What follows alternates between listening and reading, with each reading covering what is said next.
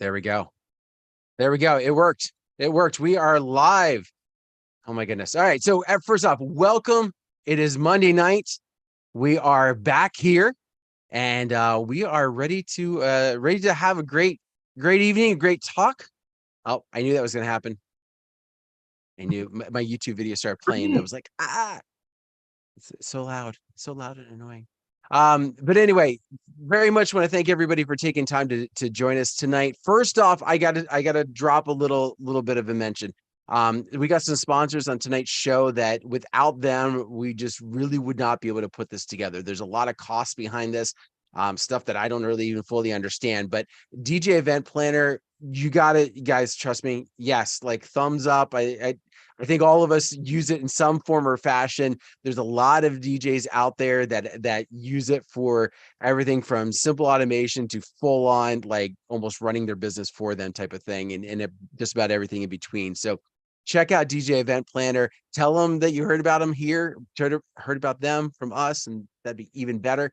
So thank you very much, DJEventPlanner.com. But there's also some other sponsors that are down below as well. So if you get a chance, obviously don't do it right this second, open them, save them, right? But then after the show, go check out those other links. And again, tell them that you heard about them here, because really, again, without them, this would be like us, talking, and I don't know what we would do, but it'd be weird. Anyway, so on tonight's show, I've got some people that are awesome enough to join with me, which I'm so very thankful for. John was not able to be here, so I said, hey, John, how about this topic? And he said, okay, who are you going to talk to? And I said, well, let's think about some guys who have been around for a little bit, enough to know that what to do in this situation. I'm not calling you old, Mitch. I'm older than you are. What I'm saying is that you are experienced enough to have thought this through. So tonight's topic all stemmed from what happened last Monday during the show. Now, some of you may be aware, if you're not, and you've been hiding under a rock, but Damar Hamlin of the Buffalo Bills, the safety, was in a collision with somebody and on the field went into cardiac arrest. And like for the next hour, you had announcers trying to figure out what on earth they're going to talk about, how they're going to handle this with some somber attitude, and yet get the answers out to everybody that's wondering, is he okay? And if he is, what's going to happen next? And so there was a lot of just confusion, a lot of question marks throughout the night. And we're not going to talk necessarily about how at the NFL or how the Bengals or the Buffalo Bills, how they handled it that moment, but rather that got us thinking, do you have a plan for you?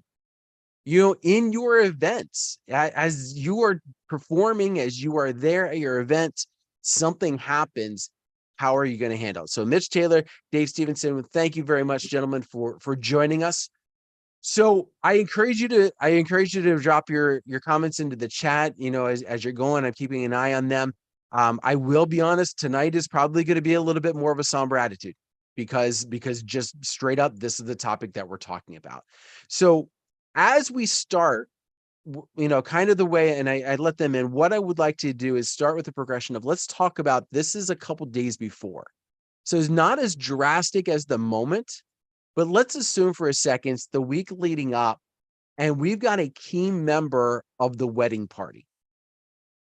And they go into some situation where they're not going to be with them. They're not going to be at the wedding. What is your first reach out? You find out about this, whether through social media or whether the client reaches out to you and tells you, what's your first gut instinct to do? Who would like to start? My first instinct is to reach out and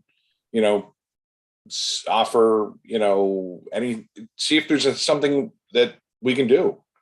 Do they need a liver transplant, or they need like blood, or things like that, and post it. I mean, a lot of DJs have a big social media presence. Get out there and try and help. If it's someone that passed away, you offer your condolences and try and just be as patient and kind. That's the key, is the kindness out there. put it out and let them know that, listen, just let me know if there's anything I can do, if you need to, reschedule this, or, if you're changing anything, do you want us to make any special announcements or a song or something like that for the event? It's just being that caring person, I think, carries, and not just person, human. It's our nature to feel empathy for others and to want to help. And I think that's a key thing, that when you're dealing with customers and you get that news, the shock sets in on you, because you're like, oh my God, are they going to cancel this event and want their money back?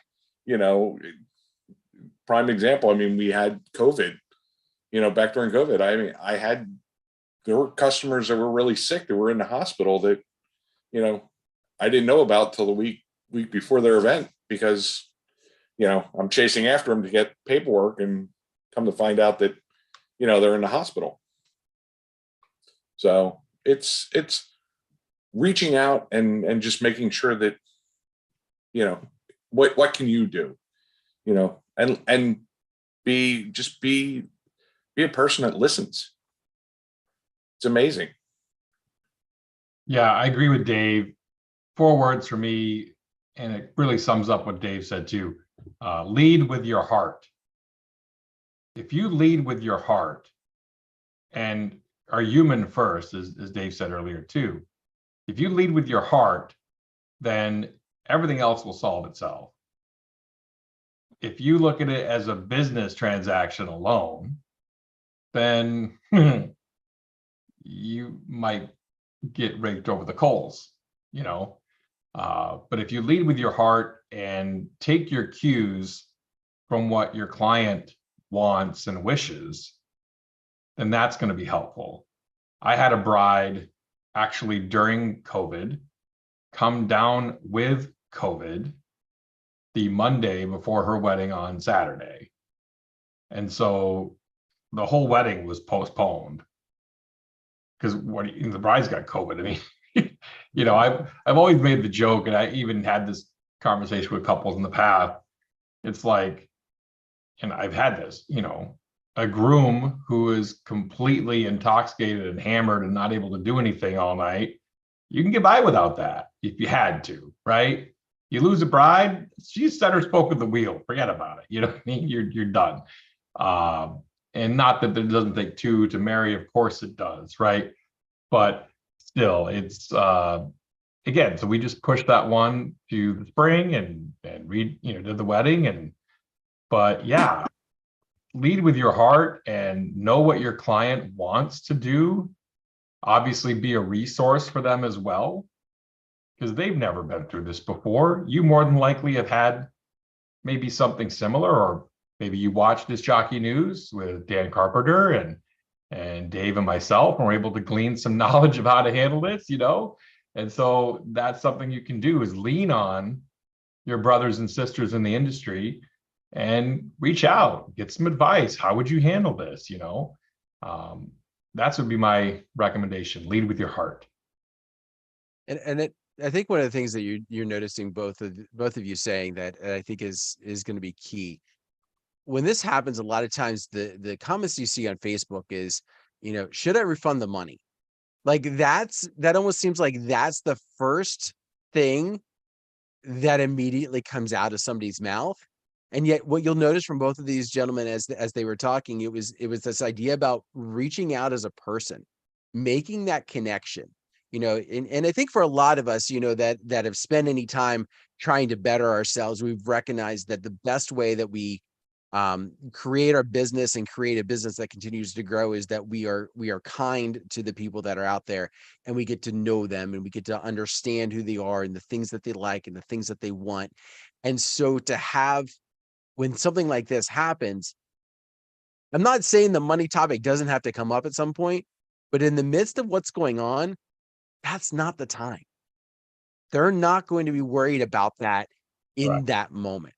Somebody passes, they might be worried. Like if it's one of the people that is, one of your couple that's getting married, that's the one that passes, they might be considering or worried about money in that moment, only from the standpoint of they may have suddenly a lot of bills they didn't think about. And so money becomes the forefront. But in the average situation, they're more distraught about what's going on in the situation they're in than anything else. So, Well, and you can't take the money with you. So, you know, when you're thinking about your business, yes, it's great, and everybody needs to have a plan, and you need to look out for yourself and your family and your business, but you also need to be human. You know, you need to have compassion for others. You know, it's not, nobody's at the same level in life as you.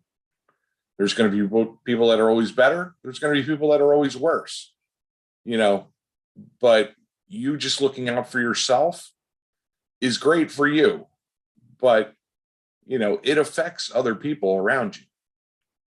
And, you know, putting out that positivity in just a few words to someone to show that, hey, I'm human too, you know, it will come back to you. I mean, I believe in karma. What you put out, you know, will come back to you.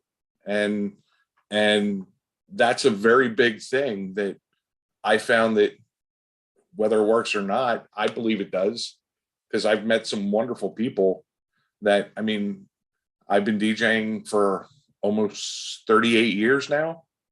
And, you know, I've got couples that I've done, the grandparents, the kid, you know, the parents, and now some of the kids. So, you know, you build that kind of, you know, trust with a family, or, you know, where you're doing the brothers and the sisters and the cousins, and, you know, and you could become part of their family. And, you know, I get letters, I get Christmas cards, I get, you know, phone calls.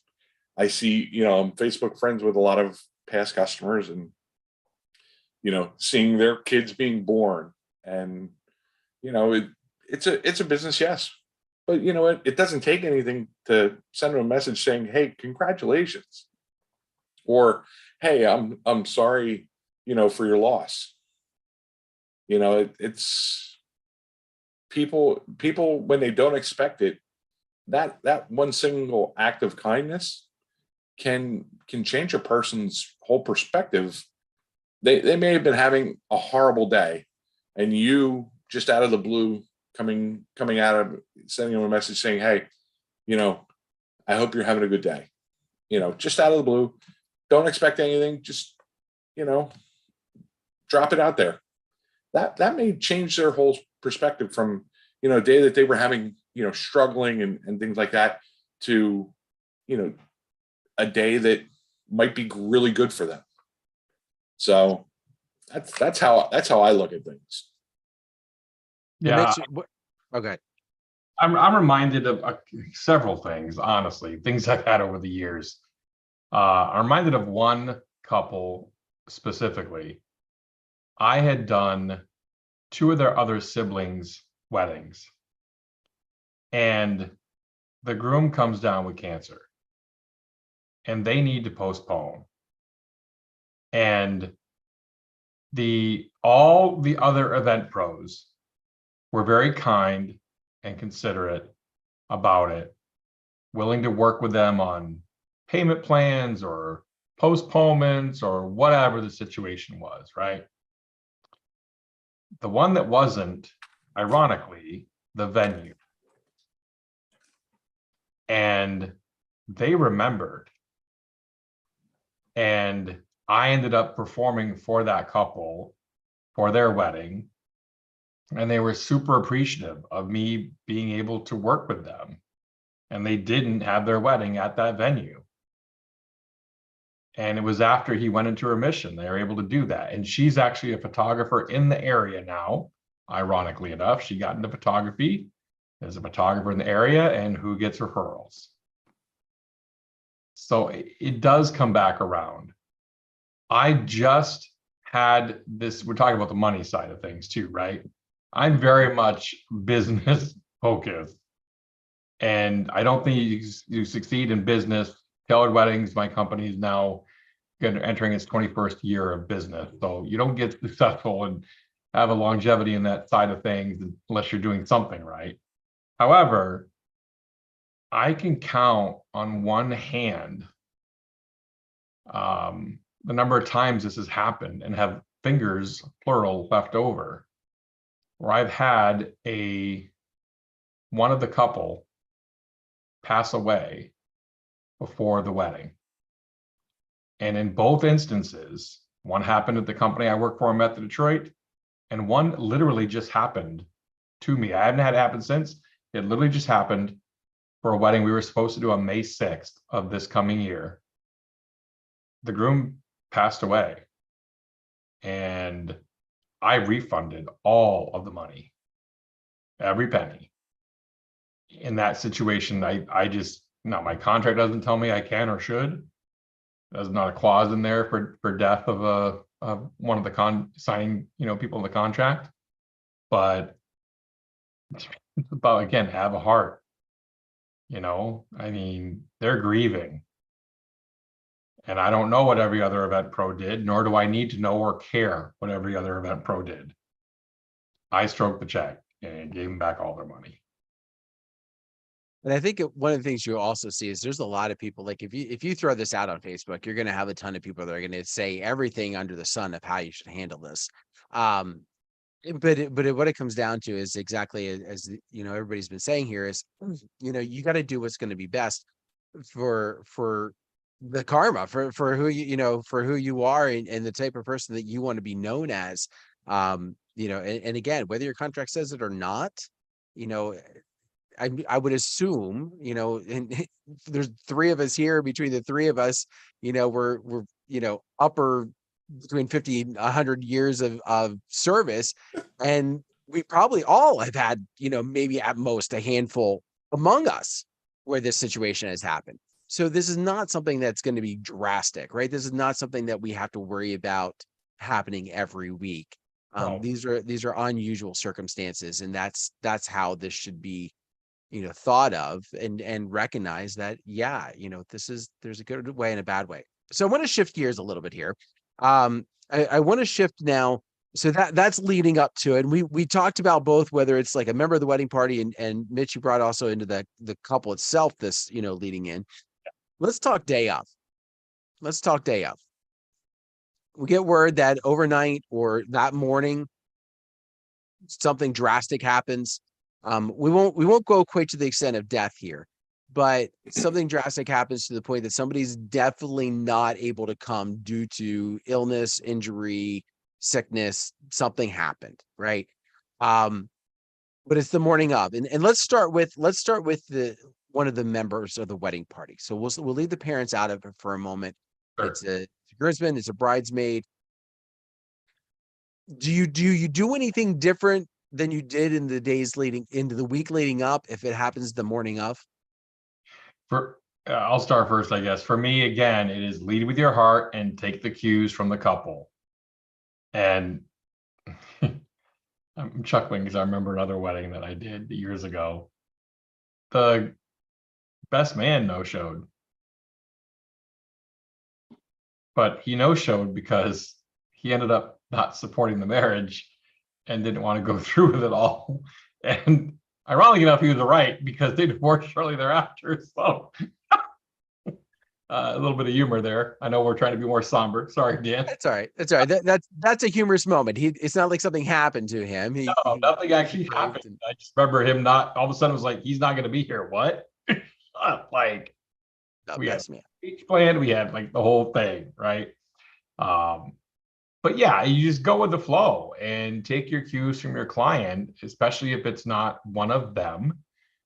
I've had someone, a bride or a groom, tell me their parent isn't, all of a sudden their parents are not showing up. Okay.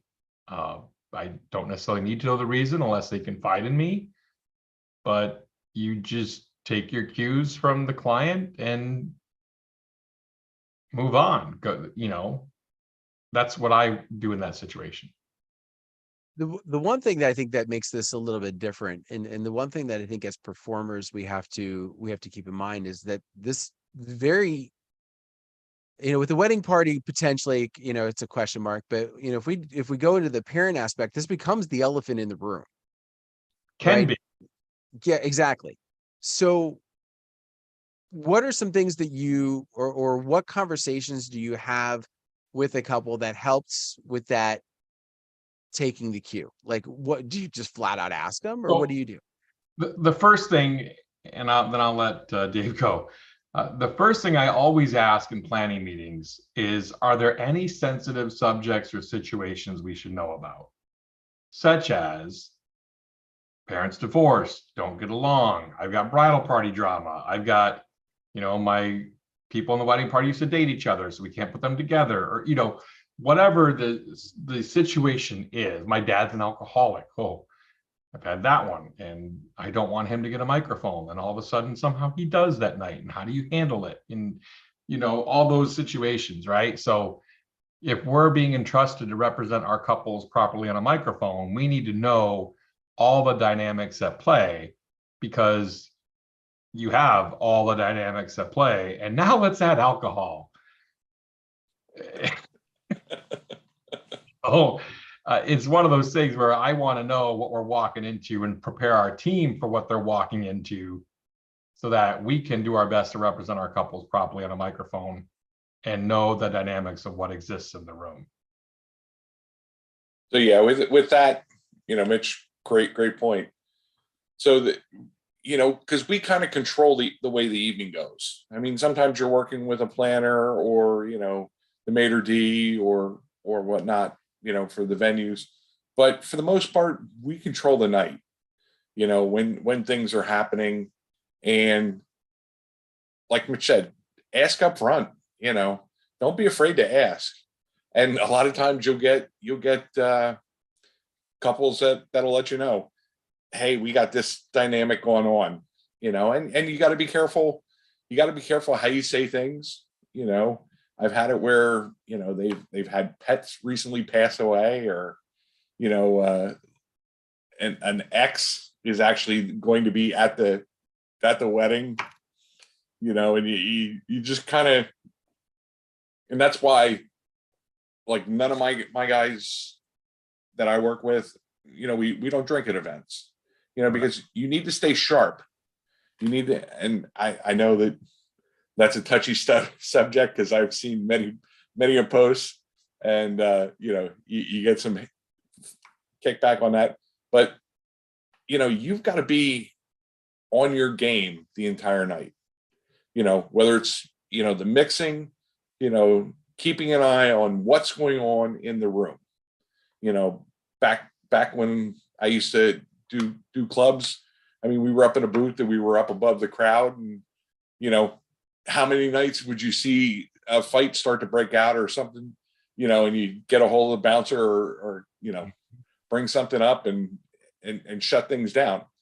You've got to kind of be, on that, and be the gatekeeper, because that's what you're there to make sure that your guests, and that, whether it be a sweet 16 or a wedding or whatever type of event, you've got to make sure the safety of everybody there is kind of taken into effect. If you see somebody that's, had a little bit too much to drink, and, is kind of after, a bridesmaid or something, don't be afraid to mention something to the bride and groom, or one of the groomsmen, and say, hey, you might want to kind of keep an eye on this. It's you're the one, because you have the perfect vantage point, for the evening. So that's who your POC is ahead of time too. Yep. Crucial. Yep. Very key. Yeah, I think you hit on something that wasn't even a plan. Both of you did, but with that last piece, some of you like, some people might be like listening, like, what do you mean I had the vantage point? What do you mean like I'm the one who's gonna be able to think about it? What do we do when we play a track and we want to know if it's working or not? We're people watching, like the whole time we're watching what's going on in front of us. And you know, your photographer is going around and they're looking through a lens or they're looking at their screen on a small group as they're trying to get this perfect piece set up. You know, your videographer might be doing something similar. You know, if you have a venue that has a maitre d', maybe you've got some extra help, you know, keeping an eye on things, but otherwise you're the one who's observing it all, you know, because you're people watching. But again, so we're talking about the venue, right? The venues is done as of after dinner, pretty much, right? They may have staff lingering around, right? But the reality is, and especially if you're working small market like I am, you're it. You're it. And Yeah. sometimes you're the only sober person in the room. Yeah. So now how does that affect things, you know? And I can't stress enough, being able to think on your feet, being able to, as these gentlemen have said, you know, observe the room. You know, if you've been doing this for any length of time, you can see stuff go down before it goes down. You know, if you're intent and people watching and observant, you're going to see things like, oh, that guy just looked at that guy because he was over by his girl. And you know what I mean? Things like that can happen. A fight can break out, as Dave said, which, yeah, witnessed I don't know how many times, you know. Listen, I've seen things that can't be unseen in my years. Red blood on a white dress is never a good idea. So as we transition a little bit here towards the next one, and this really becomes kind of the granddaddy of it all, and I think kind of the main point of where I wanted to get with tonight, which is we're at the event and things are going great. Ceremony was beautiful. We won't even talk about if something happened at the ceremony, which I think is another topic, because how many of us are doing outdoor weddings in the sun with possible heat issues and elderly, like, so we might even be able to wrap that in together. But let's assume for a second everything's going great and somebody goes down, and we're not talking somebody slipped or somebody passed out because they had a little too much to drink, but somebody goes down in a Damar Hamlin type of situation. First off, let's just go with this. Have you had that happen? Can you walk us through kind of a shortened version of what happened and what you did in that moment? Dave, why don't we start with you? Because I know you and I already talked that this has happened. I have had this happen. So I had a full dance floor dancing, and I believe it was an uncle that just all of a sudden dropped to the floor. No signs, no anything. You know, it was later in the evening, so people were kind of, and this harkens back to being on top of your game and seeing what happened. Nobody caught it for a few seconds. I fortunately did. I have had, you know, CPR training and things of that nature. Now, this was before venues carried AED units and things like that, but I saw it. I, you know, luckily the music was going. I got out from behind my system, ran over, you know, was asking if he's okay. He was unresponsive. So I, you know, checked for a pulse, checked for breathing, didn't see anything. So right away, I started doing CPR. And, you know, I yelled out in the audience, someone called 911. And luckily, you know, there were, I think I heard from the paramedic that arrived that they had literally like 50 calls to 911. So people were, you know, not panicked enough that they didn't know what to do. that they actually, you know, and I did CPR, continued till the paramedics got there. I wouldn't say it was probably close to 20 minutes. And they got there, they had the little paddle, you know, things like the AED. They, you know, they put it on his chest and shocked him, and he had rhythm. So, you know, I just did what came natural to me. I was surprised that I was thankful that I had that training. I was hopeful that I would never have to use that training. But when it came to that time that something happened, I was thankful that I had that training, you know. And when they got him to the hospital, I think he was there for a couple days, and they released him. You know, I got a really nice thank you card from him. The bride and groom left me a wonderful review for their wedding.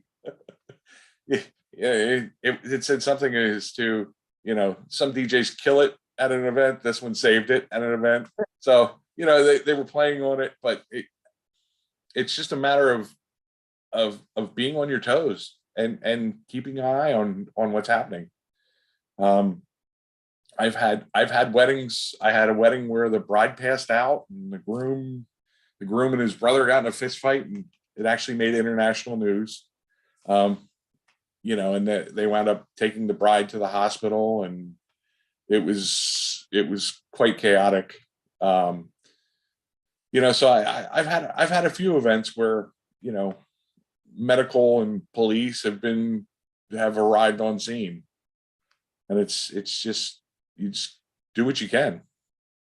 So let's go back to the first one with the uncle situation, because I think for the people that are not in the know or who have not been there, I think some of the instant, and at least for me, some of the initial thoughts that kind of run through the mind is, you know, did you immediately just kill the music to run over? Did you just let it keep playing? You know, and obviously you told us you vacated your spot, but where were some of those pieces to it? So I let the music play. You know, I had, believe it or not, it was on auto mix. So for those of you who, you know, don't believe in it, sometimes it is helpful. But, you know, I just lowered the music and went over and did my thing. You know, I think I only had like 2 or 3 songs. But believe it or not, one of the songs that I had playing was "Staying Alive" by the Bee Gees, which was kind of ironic at the time. But, you know, in my class my CPR class, that's the song that they want you to kind of in your head keep pace to. And if I would have just put that on loop and done it, you know. But yeah, it was once the music stopped, I was still doing my thing, and people were, you know, coming over and wanting to help. And I said, you know, do you have any type of training? They're like, no, I have no idea. You know, so if I got tired, I was explaining what I'm doing, you know, so they could keep going. But I had such an adrenaline rush that, you know, I was able to, you know, keep it going. And people were just, I mean, you had people, you could hear like people in the background crying, and, you know, you just got to focus on that person at that time. You know, it wasn't about, I tuned everything else out, and I was just focused on this person that is right here, and doing everything I can to, you know, till the paramedics arrived. And then I sat in a chair, and like, I was just kind of like, oh my God, what just happened? And, you know, the paramedics, it was nice because the paramedics said to me that him making it was probably due to me having, you know, doing the CPR as quickly as I did. So I'm not touting my own horn. I'm just saying that if you can take a CPR class, please take a class. Now with this DeMar stuff that's going on, I found out that there's actually agencies or groups out there that help fund AED units at like a lower cost. And I've decided that one of my purchases this year is I'm going to probably have one of those in my spare box. If a venue doesn't have one, because of the experience that I had, I don't want that to ever happen to someone. In my head, I'm thinking, what if this was my dad or my uncle? Mhm. And that was the one thing that, it's just really difficult. It's really difficult. You think, and then you're thankful, for, it makes you think that, okay, I'm glad I've got my extended family, I'm lucky enough, and lucky enough, they were able to keep theirs too that night. So. What about you? Have you had anybody go down in that type of situation? Not in that exact situation. I've had a bride been completely down for roughly an hour because of alcohol, frankly. It was a horrible occurrence. We are trying to do our best to get her functioning again. She was not functioning for a solid hour or so. However, one of my team had this happen, and it wasn't a wedding, it was a corporate party, Christmas party, and she handled it as best as she possibly could have, given the circumstances at the time. Gentleman had chest pains. He got up, he made it out to the parking lot of the venue. But then, of course, it drew attention, and it ended up really shutting the party down, honestly. But again, different type of scenario. Not someone's big day, celebratory, you know what I mean? Very much, not that a wedding would take precedent over someone else's life. Of course it doesn't, but different scenario still, right? Different type of event. And she handled it as best she possibly could. She tried to rally everyone together. She went to her POC and was very much, what would you like me to do? How can I serve you best? And she ended up playing background music and really until the party ended. But it was very somber note at that point in time, while everyone's thoughts were on the gentleman that had to leave because he was quite high up in the company. And unfortunately, this does not have a happy ending. He ended up passing. So, yeah. But it's again, I applaud Dave for what he's done, and I think that's important. And I would also state this, I think, and I'd be remiss, I think, not to state it. Absolutely, go get the training necessary. If you can, by all means do it. And maybe Dave, you can correct me. I don't know if I'd recommend anyone to try anything unless they've had the training. I would caution to that. You can do more damage than good if you don't have the proper training. Yeah, because I want to caution people, like, yes, but got someone else in the house that can do it, and you don't know. Granted, if you had your phone with you and you brought up YouTube, sure. There are YouTube videos, and listen, we are a YouTube generation. It's now you can find YouTube tutorials on everything. Yeah. There are actually videos on this, that'll tell you. But to have that training ahead of time is absolutely key. Because you have to find the right spot on the person's chest. Mm-hmm. And keeping that pace. Like I said, the thing that always resonated with me is staying alive is the perfect BPM to, and the song because everybody can sing it. And what you're trying to do is keep that person alive. So it kind of drives you in what you're doing. And like I said, that's what worked for me for that event. But I had I not known CPR, I don't know what I would have panicked. I would have still, gone over and tried to do something. And you never know what you can do and what you were going to do when something like that happens. I would hope that I would, in that situation, try and look up a video because I am resourceful like that. I'm watching videos all the time on different subjects to try and learn little things, and like what we have tonight going on. Watching these things just to get a little nugget, because you can pick up things so easily from someone. Someone else we all look at things differently in the world, and that's what makes us all unique.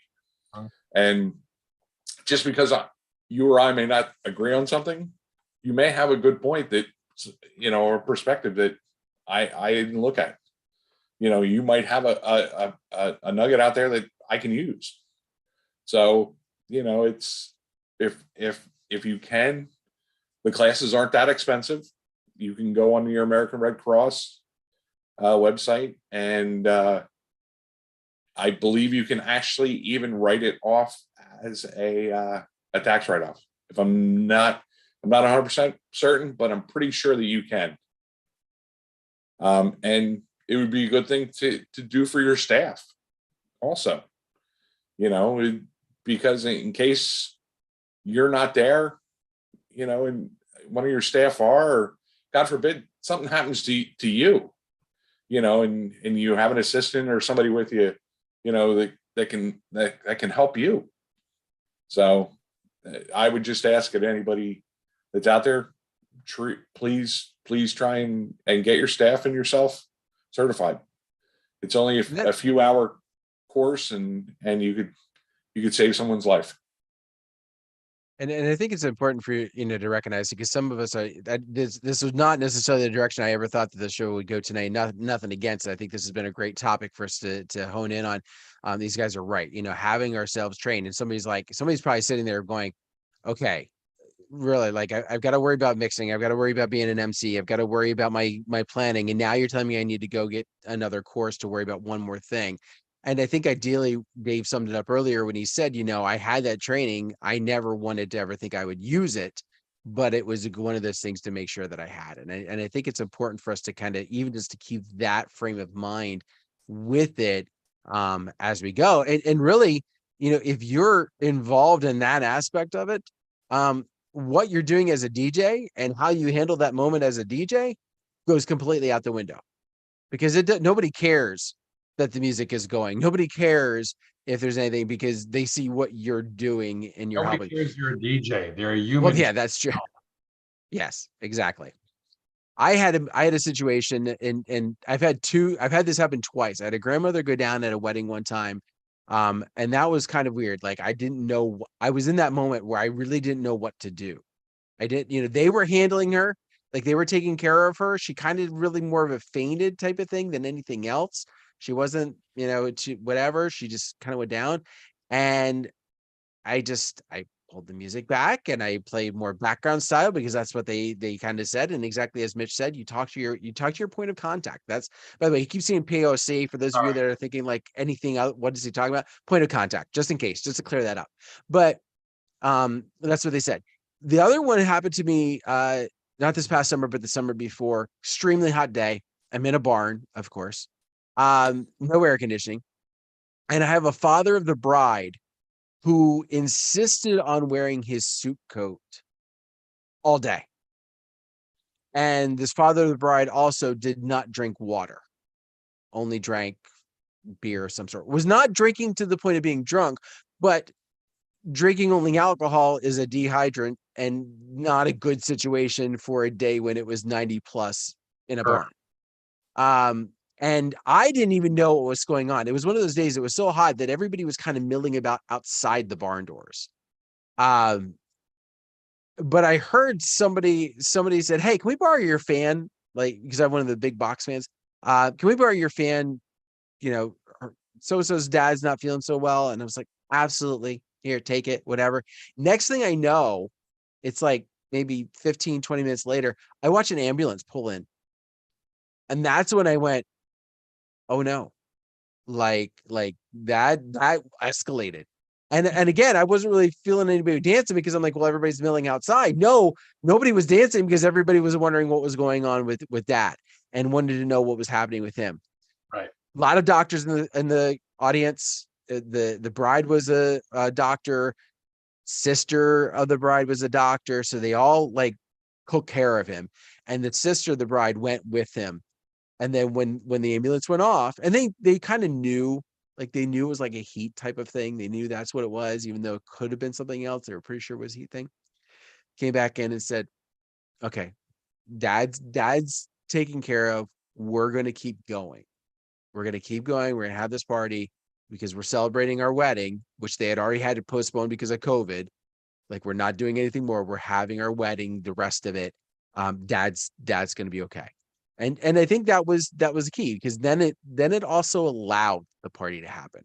Right. I think that's one of the things we kind of wonder, like, what should we do? You know, in that moment, are we allowed to get back to having a good time? And that's where your point of contact, that's where your couple is going to make that decision. Because if they say, no, I can't put my mind on this. That was my uncle who just was down over there. That's why my mind's on, you know what? I love my wedding, but we just need to, I'm not going to be able to party. I'm not going to be able to party. Like, you know, and us just kind of hanging out and drinking, maybe, but maybe we should just kind of end it for tonight. And you're going to have some couples that are going to want to do that. And that's going to be what's going to be the way that you decide how the night goes on. You're not going to be able to make that decision for it. You know, the announcers did not make the decision on what happened in that game. They kept the status quo going, informing, playing the part of keeping everybody, you know, to what's going on. But they did not make it the decision at the end of the night that says, we're not playing any more football tonight. Watching it live and looking at the body language, I said to the people I was with that night a week ago, yet today, he's not putting his players back on the field. Yeah. You could read Sean McDermott's face. Like, to me, his body language. I turned to it was Jamie Bodie, I'm pretty sure, who was next to me. And I said to Jamie, I said, they're not going back on the field. They're just not. Like, read his body language, right? Study body language if you can as well. Hey, I'm not trying to throw another course at you, but you got to do all these things, and you got to do them tomorrow, just so you know. Yeah, knowing body language is key to a lot of things. Not, you know, it can help you with sales, it can help you with relationships, it can help you with a lot of things. Very true. Well, gentlemen, we are about out of time. So any last things that you want to throw out? Any last nuggets of gold that you feel we skipped over? Lead with your heart. Be human. Awesome. Mitch, Dave, thank you so very much for taking on this. Like I said, this was going to be a heavy topic. We knew that, you know, kind of going in. You both treated it with the air of dignity that I expected, and I appreciate very much you taking time out of your night to join us. Those of you that watched us tonight, thank you very much for taking time. We saw some humor in the chat, but also some very appropriate comments as well. And so thank you very much for those as well. Coming up next, Howie and the crew, DJNTV.com/chill. That is where you need to be. Those gentlemen will be doing about a 20-minute, gentlemen and ladies. Sorry, I forgot there are ladies that jump in there too. They are going to be tackling a topic. I have really no idea what the topic is tonight, but they do about 20 minutes. And then afterwards, they just go and they talk and have a good time and just kind of enjoy each other's company. So with that being Thank you very much, Robin, for dropping that in the chat as well. Again, djntv.com/chill. We will be back next week. Not these two guys, unless I can convince them some other way. I don't know. We'll see. No? Okay. It's worth a shot. But again, thank you very much. Have yourself a great night.